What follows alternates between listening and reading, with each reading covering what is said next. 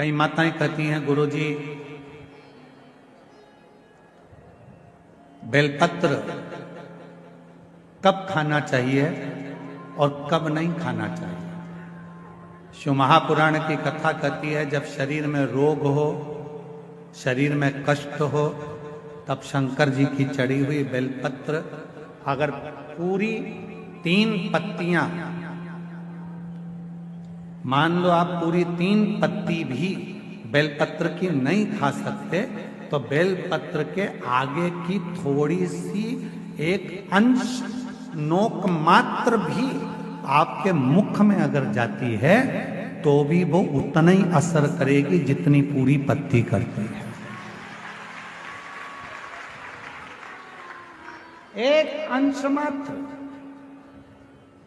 अब कोई तुमसे पूछे क्यों महाराज जी ये कथा कहाँ मिलेगी, तो स्कंद पुराण में, शिव महापुराण में, देवी भागवत में इस कथा का वर्णन है कि भगवान देवादिदेव महादेव काकड़िया की रोटी बनाई, काकड़िया की साग, और परसे माता पार्वती जी पावे भोलानाथ, माना शिव रटोरे छोड़ दो कपट मन शिव रटोरे, शिव रटोरे मन शिव रटोरे छोड़ दो कपट मन शिव रटोरे। काकड़िया की रोटी बनाई, काकड़िया की साग, काकड़िया की रोटी बनाई, काकड़िया की साग, और परसे माता पार्वती जी, परसे माता पार्वती जी पावा भोलानाथ, मन शिव रटोरे छोड़ दो कपट मन शिव रटोरे, मन शिव रटोरे, मन शिव रटोरे छोड़ दो कपट मन शिव। हमारे यहाँ शास्त्रों में ऐसा मिलता है कि पार्वती जी भोजन बनाती हैं, शिव जी को खिलाती हैं। भोजन करने के बाद बाबा भोलेनाथ जब भोजन कर लेते हैं, जो पात्र में भोजन बचता है उस पात्र के एक अंश को पार्वती जी निकाल लेती हैं, एक अंश को गणेश जी निकाल लेते हैं, एक अंश को कार्तिकेय निकाल लेते हैं, और बाकी का जितना अंश है उसका कुछ भाग गण ले जाते हैं और उसका कुछ भाग देवता अपने साथ लेकर जाते हैं। तो कहा 33 कोटि देवताओं को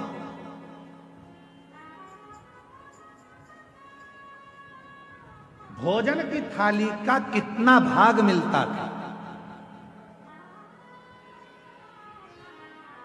जरा ध्यान से सुनना प्रयागराज वाले। जितनी मेरी जीजियां बैठी हैं, जीजा बैठे हैं, मेरी बेटियां बैठी हैं, बेटा बैठे हैं, जितने मेरे बुजुर्ग माँ बाप बैठे हैं, सब सावधानी से सुनना, और जितने आस्था चैनल पर, फेसबुक, यूट्यूब पर, जितना सोशल मीडिया पर सुन रहे हो, सब सावधानी से सुनना कि शिवजी की थाली में से जो भोजन बचता था वो 33 कोटि देवता, अब ध्यान देना, गणेश जी का हिस्सा निकल गया, पार्वती जी का निकल गया, कार्तिकेय जी का निकल गया, योगिनियों का निकल गया, गणों का निकल गया, उसके बाद में देवताओं का हिस्सा। आखिर वो देवताओं के हिस्से में से 33 कोटि देवताओं को उस भोजन में से मिलता कितना, कितना भोजन मिलता होगा, वो प्रश्न है। तो कहा प्रसाद का मतलब क्या है, जो शंकर जी की थाली में से भोजन जाता था, भगवान नारायण के लिए लक्ष्मी जी लेकर जा रही हैं, और वैकुंठ जाते जाते जितने देवता उस प्रसाद का दर्शन करते थे, वो प्रसाद उतना उतना उन देवताओं की दृष्टि में समाहित होकर उनके हृदय में उतरता जाता था। भोजन का कण मात्र का दर्शन भी सुख दे जाता, कण मात्र का दर्शन भी सुख दे रहा।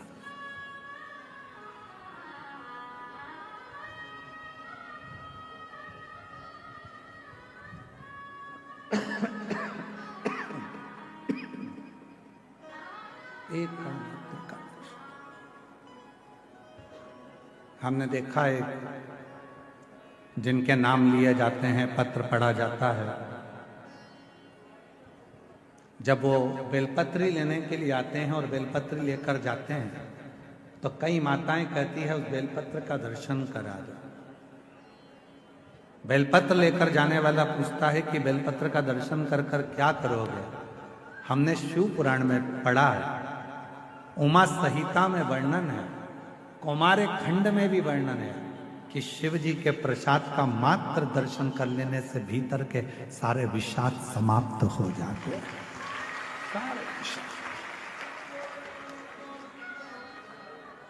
केवल प्रसाद का दर्शन करने से ही विषाद समाप्त हो जाए।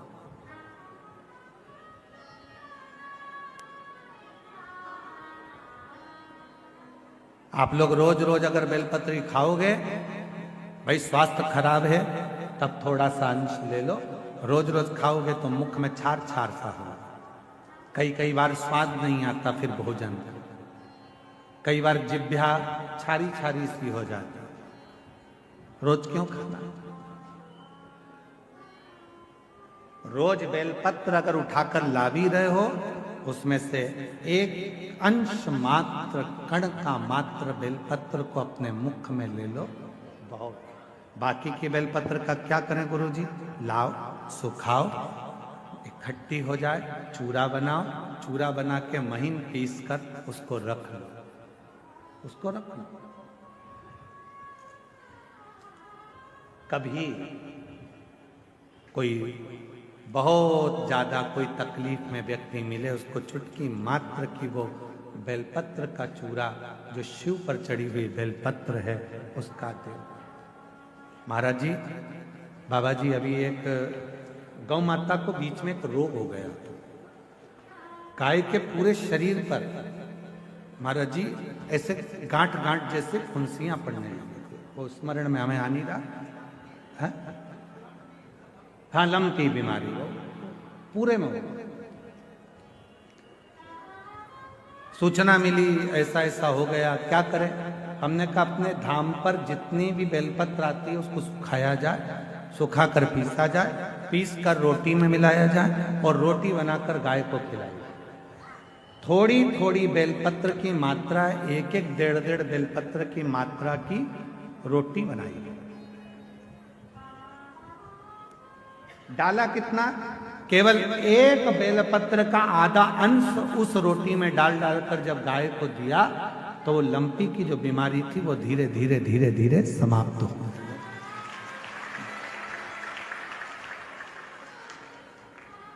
दवाई इसी तरह बेलपत्र की भी मात्रा होती है कि कितनी मात्रा में खाना। ऐसा नहीं कि बेलपत्र पूरी मिली है तो हमको पूरी ही खाना है, दे जाओ, थोड़ी थोड़ी घर में सबको दे दो, बाकी के संभाल के रखो। कोई जीव को, कोई व्यक्ति को जरूरत पड़े उस समय पर वो पानी से उसको थोड़ी सी डाली और निगल गए।